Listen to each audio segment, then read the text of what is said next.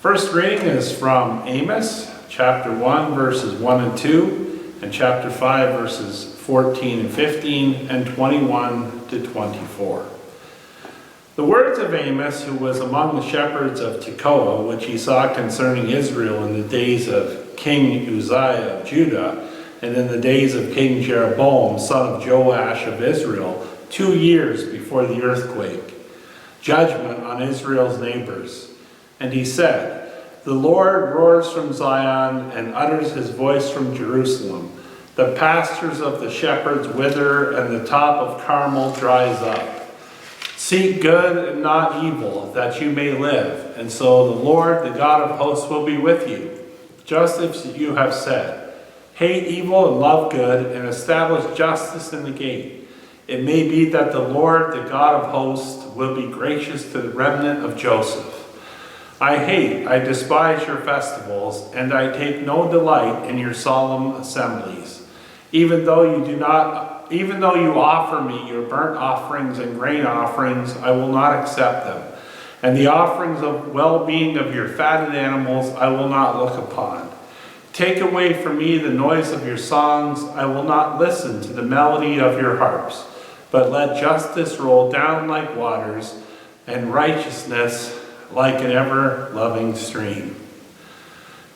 God of all people, show us how to let justice roll down like waters and righteousness like an ever-flowing stream. Create justice and righteousness in us, that we all may rejoice in your blessings. "That's not fair," is a statement that we have either said or heard during the course of our lives. It is usually said in anger or sadness, frustration or disappointment.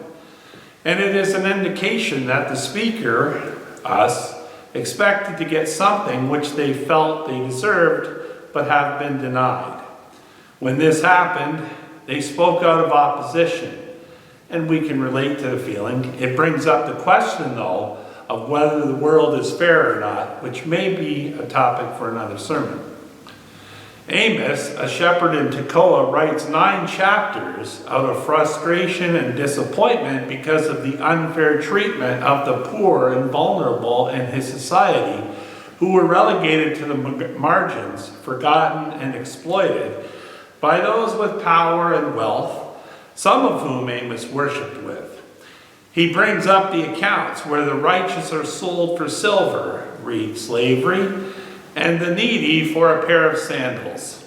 He writes of how the wealthy trample the heads of the poor into the dust of the earth and push the afflicted out of the way. The source of Amos's frustration arises from the dissonance between worship and daily life. And you can hear Amos say, "It is not fair." He goes after worshipers who during worship profess and confess their intention to live out the commandments of the Torah, primarily to care for widow, orphan, and stranger. They commit themselves to be loving, fair or just, and merciful. They listen to the readings of how God rescued them from slavery and brought them into the land of promise, of milk and honey, a place full of promise and prosperity. And like all prophets, he exposes the hypocrisy of those who give lip service but fail in their actions. And this reminded me of a book my mother had many years ago that I found after she died, written by Don Heron through the character of Charlie Farquharson, who most of you probably remember from the 1970s, 80s country music variety show, Hee Haw. And in that book, which is about the Bible, or at least the Old Testament, it's called Charlie Farquharson's Old Testament, and has funny things like the Book of Genesis and Due to Run on Me, and funny books like that. But when he gets to the minor prophets in the book, which would include our prophet Amos, he says this: all of the minor prophets had one thing to say: "You're doing it all wrong." And Amos, in this point, is saying, "You're doing it all wrong." Now, to be fair, All of us do this to some extent. We all say at one point or another, or we do at one point or another, say we are going to do something and don't always do it, because none of us is perfect. It should also be noted that in Amos's time, faith and politics were not separated. Spiritual matters were connected to political matters. They were not separate. One affected the other. The king was a ruler of the nation of Israel, which was formed when God led the people out of Israel.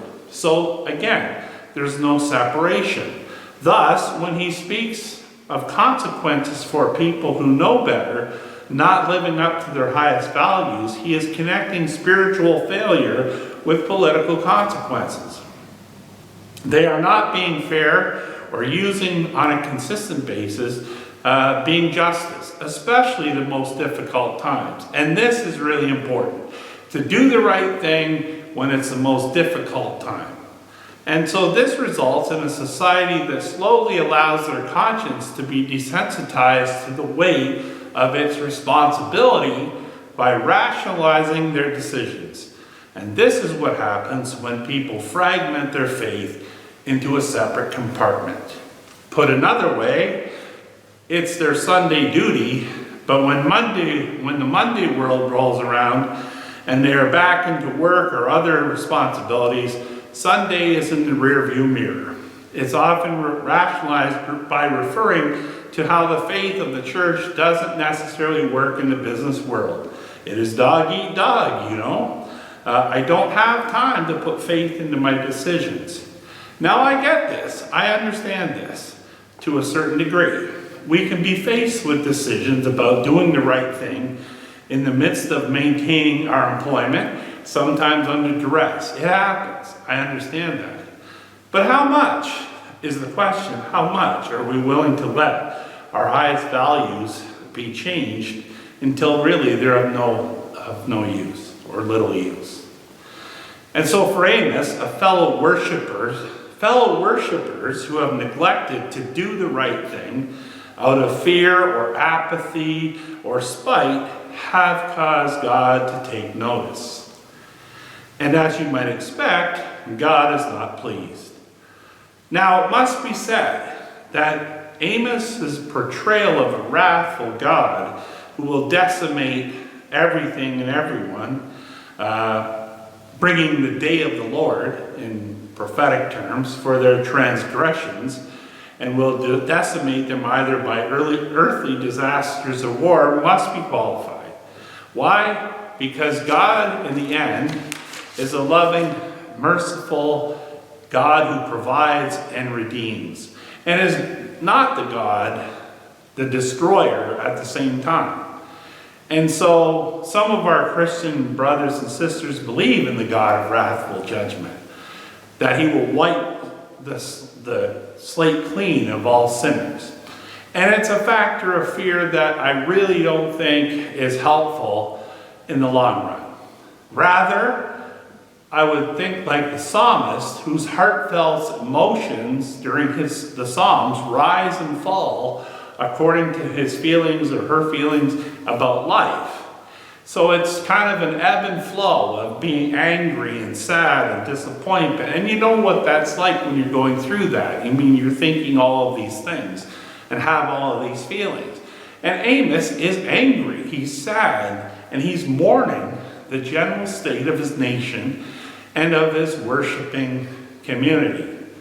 And he has a high sense of justice and right.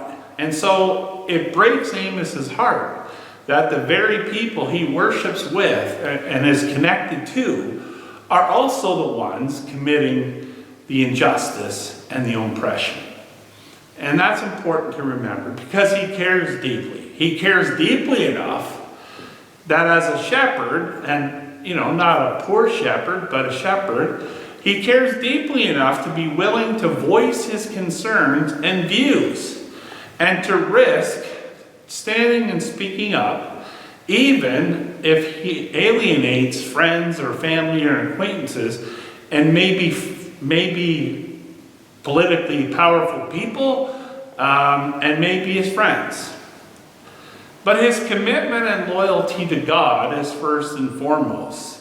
It must be done in love and mercy, because without love and mercy, we may offend the people that are being called to account, rather than keep them in the conversation. And this is important. So for Amos, worship is not an event to be attended like a concert or a movie, or like in past generations, the 50s and 60s, a place to be seen and to network socially with people. It is a time and place and space, perhaps, where worshipers are reminded of who they are and to whom they belong, where they hear words of Scripture, recite creedal statements, and commit and recommit to living out their deepest principles in the next week. The assumption of Amos is that these commitments are taken seriously even when it is difficult to do. Why? Because he, like us, wants to believe that God has our back and will provide for us. And our time is distinct from Amos's in many ways. Our time is full of many voices, angry, sad, frustrated, alienated, and many people who speak out about the injustice of life. Like the child who does not get a minor thing and yells, "Not fair!" Some are frivolous, some are self-centered, while others are more serious and need to be addressed immediately. And it's not easy to navigate our world right now. God knows fairness and equity are needed in massive quantities to combat our unwillingness of the principalities and powers over the system to listen and see the toll the unjust acts are taking not only on our nation, but our planet and life itself. So our hope lies in each one of us taking stock of our deepest values and implementing them in our speech and our action. And we don't do it out of fear, but because doing justice is the right thing to do. We too can join this chorus to let justice roll down like an ever-flowing stream, to seek good and not evil, that we may live to establish justice in the gates of our hometowns and cities and countries. As Micah says, what does the Lord require? Do justice, love kindness, and walk humbly with our God. Let us have the courage to go and do likewise.